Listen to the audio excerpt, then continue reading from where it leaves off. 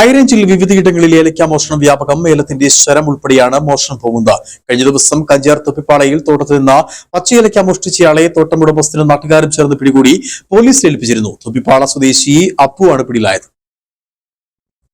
ഏലത്തിന് മികച്ച വില നിലനിൽക്കുന്നതോടെ ഹൈറേഞ്ചിലെ വിവിധ മേഖലകളിൽ ഏലത്തോട്ടങ്ങളിൽ ഏലക്ക മോഷണവും വ്യാപകമാകുകയാണ്.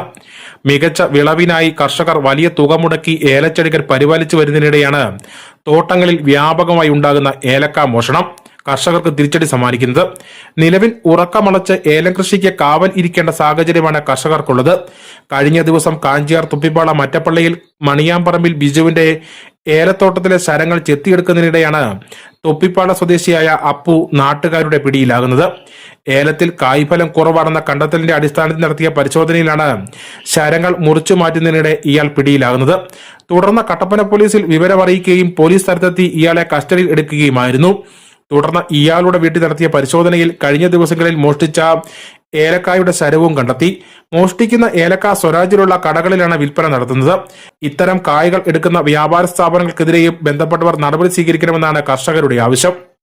2 മണിയോടുകൂടി പറമ്പിൽ ഇറങ്ങിയപ്പോഴാണ് ശരം ചെത്തിക്കൊണ്ട് ഏലത്തിൻ്റെ ചുവട്ടിൽ ഒരു കയ്യിൽ പിച്ചാത്തി കുറച്ച് ശരമായിട്ട് ആളെ പിടികൂടുന്നത്. അതിനുശേഷം ഞാൻ പറമ്പിൽ നിന്ന് അയാളെ റോഡിലേക്ക് കൊണ്ടുവന്നു. അപ്പം സമീപത്തുള്ള പണിക്കാരും കൂടെ കൂടി പിന്നീട് കട്ടപ്പന CI അദ്ദേഹത്തെ വിളിച്ച് വിവരം പറഞ്ഞു.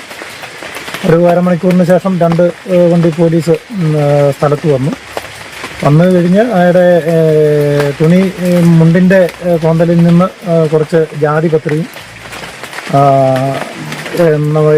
ശരവും പിടിച്ചു. അതിനുശേഷം അയാളുടെ വീട്ടിൽ പോയി പരിശോധന നടത്തിയപ്പോൾ ദിവസങ്ങളോളം ശരം കണ്ടിച്ചു കൊണ്ടുപോയി വീട്ടിൽ കൊണ്ടുപോയി വെച്ച് നടത്തി സ്വരാജിലുള്ള 3 കടകളിലാണ് അത് വിൽക്കുന്നതെന്നാണ് പറഞ്ഞത്. പോലീസിനോട് അത് മൊഴി പറഞ്ഞിട്ടുണ്ട്. അപ്പം ഞാനത് പോലീസിനോട് ആവശ്യപ്പെട്ടു ഈ കടക്കാരെ കൂടി വിളിപ്പിക്കണം, അവിടെ പോയി തെളിവെടുക്കണം എന്ന് പറഞ്ഞിരുന്നു. പക്ഷെ അത് പോലീസ് ചെയ്തിട്ടില്ല. ഇയാൾക്ക് 200 രൂപ. നിലവിൽ ബിജുവിന് ലക്ഷങ്ങളുടെ നഷ്ടമാണ് ഉണ്ടായിരിക്കുന്നത്. നാളുകളുടെ അധ്വാന ഫലമായി ഉൽപ്പാദിപ്പിച്ച ഏലക്കായ്കളാണ് മോഷ്ടാവ് അപഹരിച്ചത്. കൃഷിയിടത്തിൽ ആളുകൾ ഇല്ലാത്ത തക്കം നോക്കിയാണ് മോഷ്ടാക്കൾ പകൽ സമയങ്ങളിൽ അടക്കം മോഷണം നടത്തുന്നത്.